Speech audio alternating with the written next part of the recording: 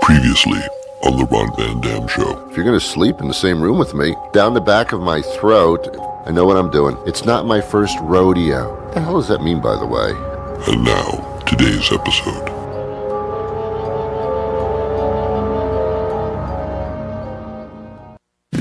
On the air everywhere, this is New England Broadcasting.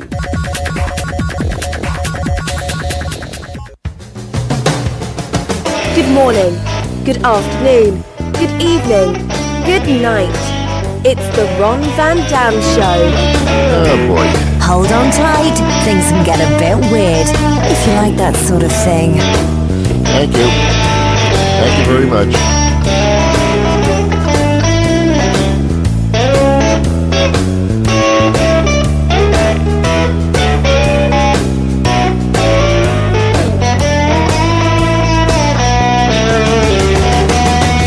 Hey, welcome to the program. It's the Ron Van Dam Show, and I am Cyndi Lauper. That's not right.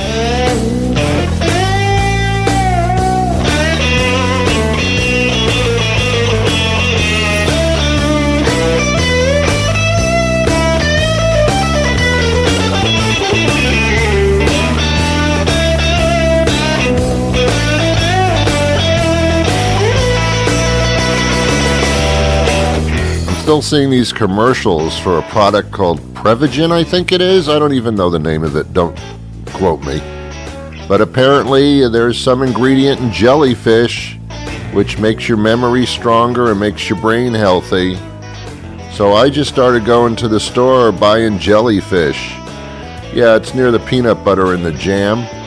And I just eat the jellyfish whole on rye with mustard. And yeah, I'm eating jellyfish. One of my friends said to me, You're eating jellyfish? That's the stupidest thing I ever heard of. So I guess I'm stupider now that I'm eating jellyfish. That doesn't make sense.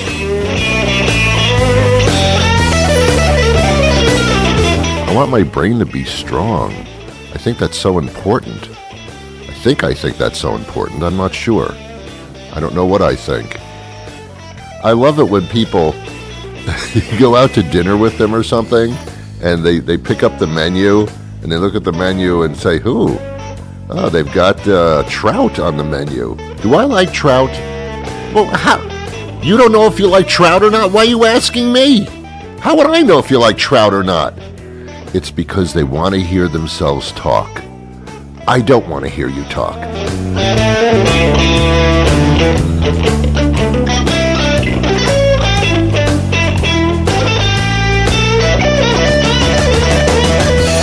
I've never had a situation where I went to the restaurant and I looked at a menu and there was a hamburger on the menu and, wait a minute, do I like hamburgers? I don't even know.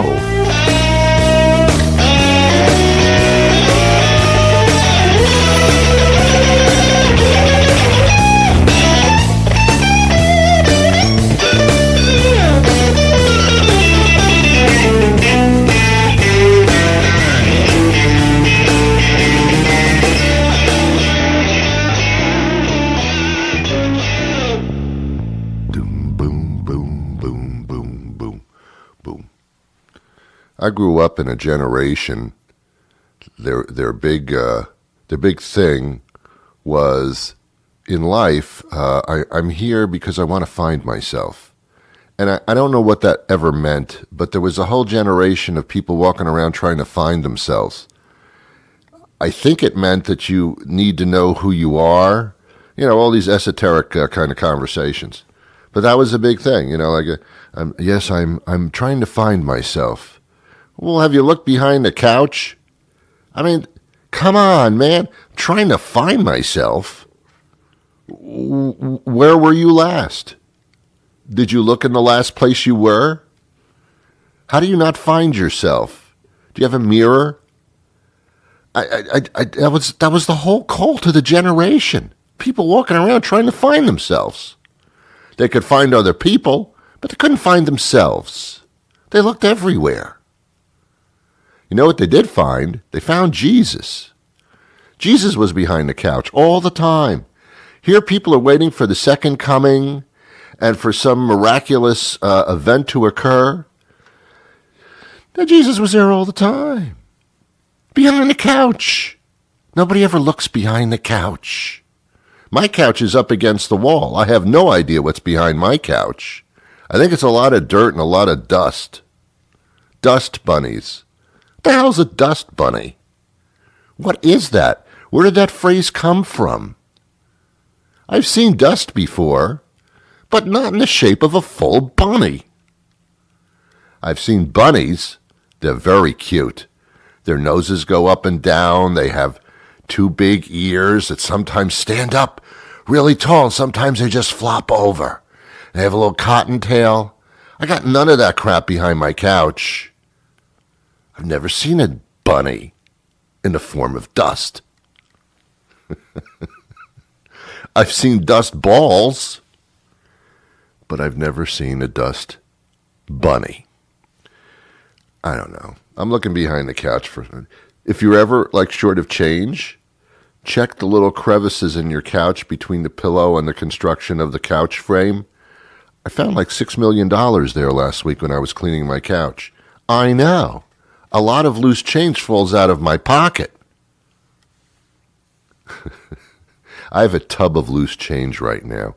When I get home at the end of the day, I empty my pockets like a good boy. And there's always a couple of quarters or some pennies or nickel. I don't even know why we have pennies anymore because it's just stupid. That's a denomination that is just not necessary. I mean, I've talked about this before. If I see a penny on the ground, I don't pick it up. Are you kidding me? I'm going to break my back to pick up 1 cent? So I empty my pockets, all my loose change. Now I have a tub of it. Which is probably amounting to no more than a couple of bucks. I don't know how much is in there. But I don't know what to do with it. There's a bank around where I used to live called TD Bank. I don't know what the TD stands for. I just went along with it. I don't know what the initials... Ted Danson? I have no idea what TD Bank is. I think it's a Canadian bank chain and somehow infiltrated the United States, and then they started popping up branches, and I fell for it. I fell for it, and I guess I had an account with them. I really don't remember. There's a couple of TD banks around here. They used to have a thing called Penny Arcade. That was a cute little name. There was a girl's picture. I guess her name was Penny, and it was pasted over the machine. Very, very cute. And you would come down to the branch with your tub of change, and you would pour it into the top of the machine, and it would count it out, and you go up to the cashier, whatever they call teller, and she would give you the money. It was this is cool. This is very good. Then they started shutting the machines down because I guess they weren't accurate and it was screwing up their accounting. So there aren't many of those machines left anywhere in any branch of any bank. I can't roll pennies because I have a life. Banks sometimes don't even take them. I don't know what to do with all this change. I guess I could donate it to a cause, but then I'm just giving them a lump of change and they can't do anything with it. It's so confusing to live these days. It really is. It is so freaking confusing.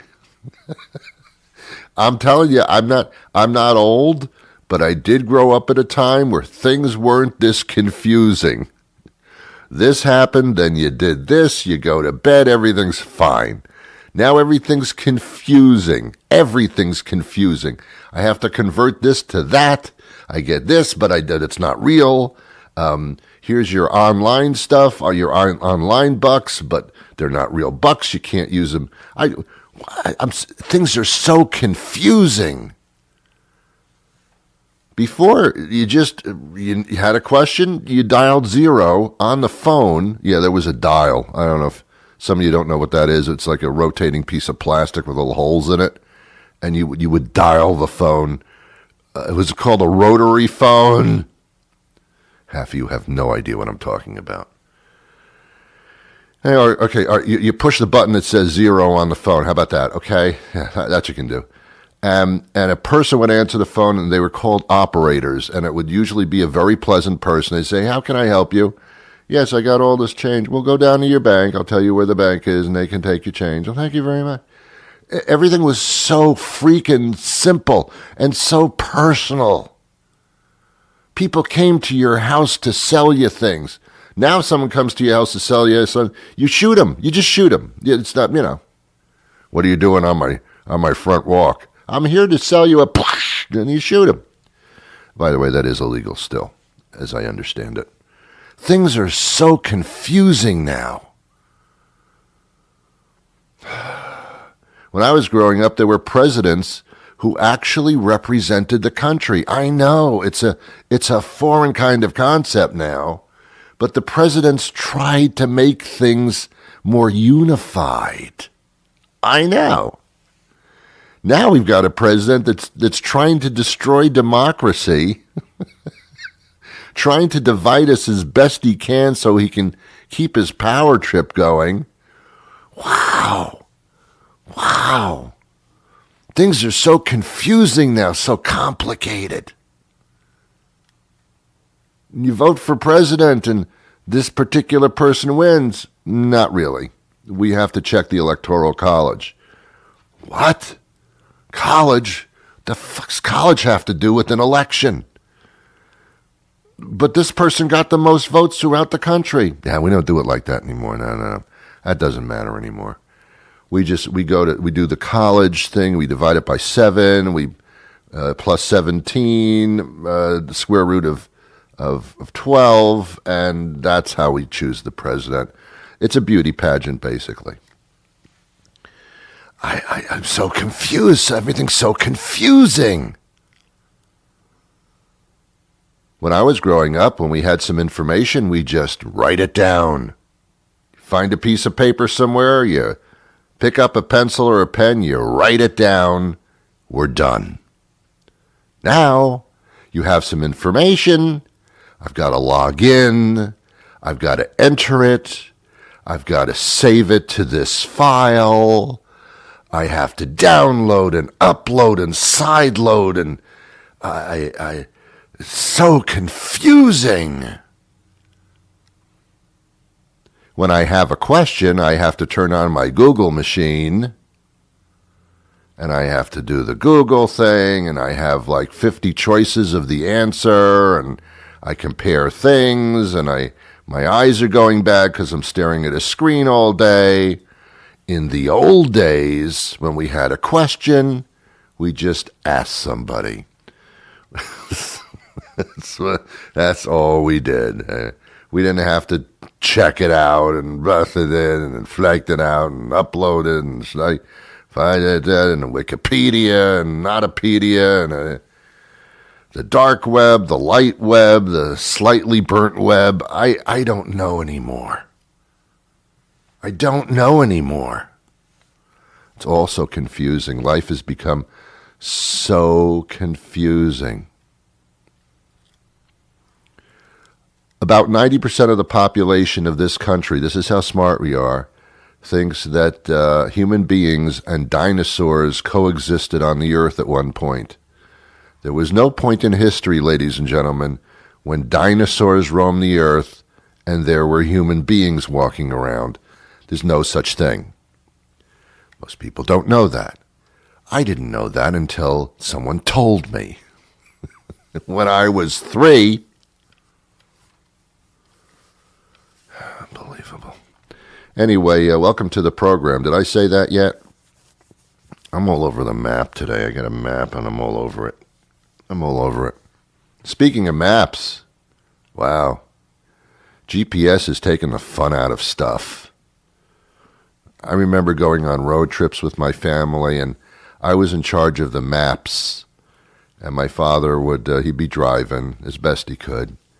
And he'd say, Ron, how many miles? What's the estimated mile? When do I take a turn off this highway? Hold on, Dad, I will be your navigator. Let's see. In about 12 miles, we'll come up on exit 17. where they have the giant ball of string exhibit, and that's an approximate time would be about 17 minutes. Thank you, son. You're welcome, Dad. Navigator and driver were working in unison. Now, they're taking the fun out of that. There's no more maps. There's no more road maps. And let me tell you something. I was damn good at folding up those maps. That was like the Rubik's Cube of my time. How do you fold this map? When you unfold the map, it's bigger than the car itself. But if you fold it properly, it will fit in the glove compartment of the car. Ooh, origami miracle. I was good at that. That's when I had brain cells. I didn't have to eat jellyfish to strengthen my brain cells. All I had to do was just fold the map properly, and I could. With the best of them. I won the national competition of map folding. It's an art. Don't knock it.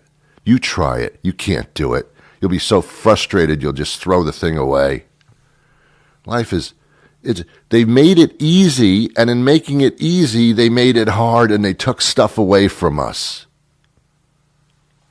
I guarantee you, Massachusetts and other states are passing laws about hands-free driving. You can't drive with your hands anymore. You have to drive with your teeth. No, it's in regard to cell phones. You can't use your cell phone at all in a car unless it's through the dashboard. You cannot hold a cell phone in your hands. You can't do it. You can't take your eyes off the road for a second. And I agree with that entirely. Too many people are getting hit, and too many cars are having fender benders and worse because people aren't paying attention. So cell phones will be the death of us, and so will the marijuana laws. I know a lot of you like to smoke marijuana, but you shouldn't be smoking in the car because your reaction time to hit the brakes is like 17 hours after you think of braking. I'm serious. Your reaction time is slowed down if you're having pot. I did an interview with an expert on marijuana, with the new marijuana laws, and nobody knows what they are. In certain states it's legal, but nobody knows how to handle that. I don't do arrest. It's a federal offense, but it's not a state offense. I don't know what to do. How much can I have? How much can I not have? Can I grow it? Can I not grow it? I don't. Okay, can I be high when I'm driving from smoking? Although I didn't smoke in the car, is that legal? All I know is when I smoked pot, my reaction time was not real good. If there was a car stopping short in front of me, I don't know what I would do. I'd have to process that. The only good thing about smoking pot when you're high in the car is you're extra paranoid, so you always think that the person behind you is a cop car. You always feel that. It's an unmarked car. It's got to be a cop. I got to be careful. That's the only good part about it. But reaction time when you're high on pot it's not optimal. It's not optimal at all. It's not. And also, I think I lost a lot of brain cells. I think they're behind the couch. So I don't know about this pot thing. I really don't. I don't think you can be high on pot in a car. You can't be high on alcohol in the car, even though you didn't drink in the car. You were in a bar. Then you got in the car, and then you had trouble. So I still think it's a problem. And now we're saying, we're encouraging people to smoke pot because now it's legal in some states, and now we got inebriated people in the car as well as high people. It's a problem, man. It's a problem. I don't know. We all have different opinions. So I was speaking to this expert on marijuana, and I said that the marijuana that's available at the pot dispensaries is more potent than the pot of the past. For those of you who don't know what the word potent means, it's stronger. Oh, great. You legalized pot, and you made it stronger. If you smoke pot, that's a good thing. If you're expecting some type of quick reaction and intelligence out of a pot person, that's another thing. There was no time, I'm sorry, but there was no time when I smoked pot as a younger person that I felt more motivated to do anything other than eat. I'm sorry. It's just the way it is. Thank you for your time. All right. Let's all check behind the couch and see what we got. What do you think? I've got a great guest coming up a little bit later in the program, so I hope you stick with me, because that would be really, really nice. How did they put this show together anyway? This is your source for all the news that matters. Hard-hitting, unbiased, investigative journalism, ready to bring... Sorry, John, that's the wrong copy. Sorry, what? Yeah, no, it's not right. Is it under the... Under the... Yeah. Oh, yeah, it's this other sheet. That makes so much more sense. Okay. Okay, let's go again. You're listening to a podcast that has Ron Van Dam on it. It's the Ron Van Dam Podcast on New England Broadcasting.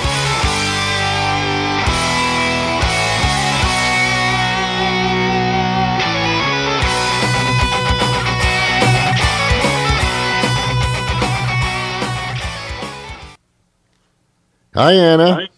Hi, good morning. How are you today? Well, thank you. Great. Anna Steffeney joins us now. She's president and founder of LeaveLogic. I understand that there are still babies being born in this country. That's right. 4 million a year. 4 million a year, wow. And they are born into families where people have to work in order to maintain and raise the children. And that's starting to be a concern, and there are ways around it, and I know that we're starting to look at that. That's right, especially in Massachusetts. So congratulations on becoming the 6th state to enact paid family leave, which comes live next year. Wow, okay. All right, so let's get into this. What are some of the benefits that new parents can be aware of? So beyond those state benefits we just mentioned, the basics really start with FMLA. So if your employer has over 50 employees, both moms and dads can take up to 12 weeks to care for a new infant, and that is provided by the Family Medical Leave Act. But keep in mind, FMLA is not paid. That's why it's so important that Massachusetts is enacting their paid family leave policy. So what really are your options in the meantime? We encourage you to ask your employer, because many employers are expanding or launching new paid leave programs that can range anywhere from a couple weeks to a few months. And then lastly, for new moms, don't forget about short-term disability insurance, which can help provide income replacement for childbirth recovery. All right. So this is the initiating part of these programs are state by state as opposed to anything of a federal nature. That's right. Okay. Hopefully someday, but that's not the way things start out usually. It depends on what state. So get ready to move, I guess is what... We call it the zip code lottery. Yeah, that makes sense. Okay. Most people don't understand what their benefits are until they ask for it. I know booklets are handed out at some large companies, but nobody ever reads that until it becomes applicable, and then you can't understand what it is. So do you check with the state about the benefits, or do you check with an employer? Well, it's really going to be based on that individual and the relationship they have with their employer. You know, I personally wasn't comfortable disclosing an early pregnancy to my employer because I was told by friends and colleagues to keep it hidden as long as possible. Oh. And I really didn't understand why. A recent study by Unum, an employee benefits company, found that 43% of employees don't sit down with their HR to understand their leave benefits, even though we know having a plan that's been reviewed by your manager in HR is a key to a successful leave and return. Yeah. And all of this is why I started my company, LeaveLogic, because I believe technology really has a role to play in removing a lot of this fear and uncertainty employees face. Okay. So what steps does LeaveLogic actually give to a consumer? Right. So if your employer has LeaveLogic, an employee can come in confidentially and understand how much time they get off, how much is paid, and then what benefits are available to them. Then we text message, email remind you to take the appropriate action, like file for your short-term disability claim, or here's how you file with the state of Massachusetts when that goes live. Okay. All right. Sounds easy, I guess, until you're in a situation. How far ahead of time do you start looking into this or start collecting, so to speak? I guess maternity leave, that depends on the individual, I suppose, but I guess that's also state by state when they consider that to be the time to collect the short term. It's really interesting around parental leave. We're seeing more and more families actually start even before they become pregnant. And the reason being is families are facing student loan debt, high mortgage payments, and having a child is really a financial decision and a lot of issues. Can we afford this? Right. And so within LeaveLogic, for example, employees can come in and just look, what would it mean? Similar to sort of a retirement planning concept. Yeah. And so we really encourage anyone to start as early as possible so they can take advantage of the benefits their employers offer. How long is that leave usually? That's also somewhat controversial. Yeah, it is. There's not really a magic number. You know, since FMLA was enacted 25 years ago, not much has changed in terms of that 12 weeks of job protected. Yeah. Massachusetts leave will be longer, Washington State as well. But I am really encouraged where this discussion is going because there was a recent congressional hearing where both sides of the aisle came together and agreed that paid family leave makes sense. We just don't agree the how, right? How long, how much, and who's going to pay for it. Yeah. How do we fare with other countries? Do you know? I mean, they seem to be more progressive in that field. Well, when it comes to maternity leave, it really is the United States and the Marshall Islands that are left that do not have a paid leave policy. That's what I thought. Yeah. All right. Well, we're always last to figure this out for some reason. I don't know. Okay. Well, I'm hopeful that we can really innovate here and come up with a policy for all soon. Absolutely. Well, it's been a pleasure speaking to you. How do people get more information on this? Absolutely. We have plenty of stuff on LeaveLogic.com and encourage you to go to unum.com/workwell. Perfect. Anna, thank you so much for your time today. Thank you. I appreciate it. Take care. Bye-bye. Bye-bye. Well, thank you very much for taking this ride with me. I am your Uber.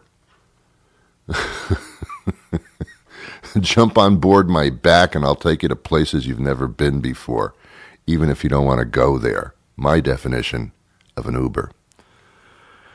I've talked about this before. I ain't getting in anybody else's car. I'm sorry. I'm not doing it. I'm not doing it. Thanks, but no. And I know people that take Ubers all the time. Good. Have a nice time.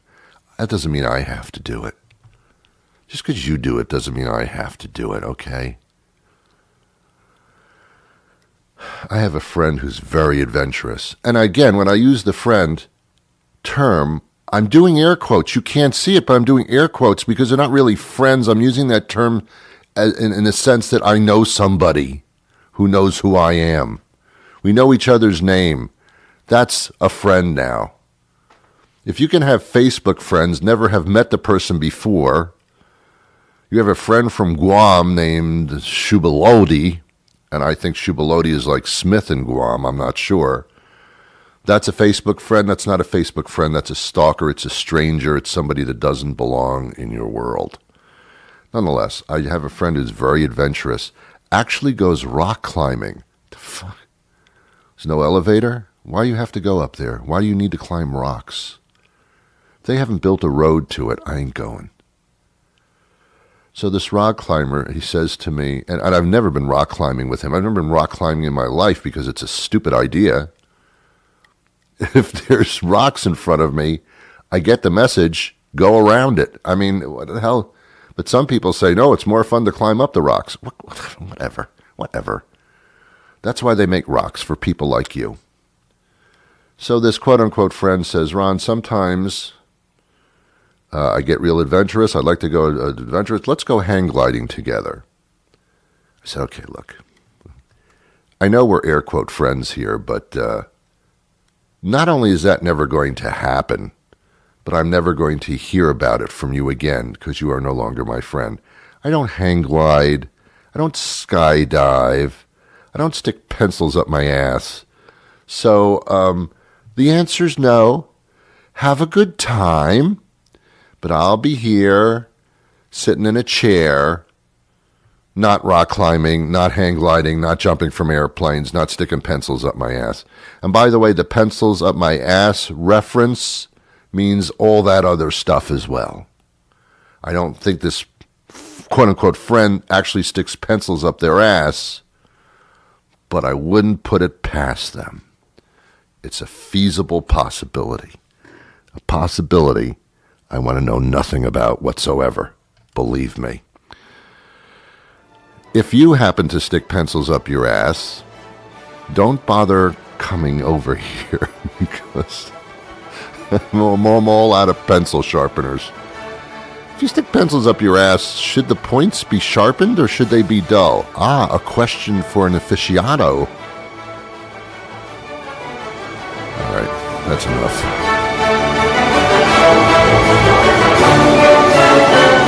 Have yourselves a wonderful day. I wish you peace.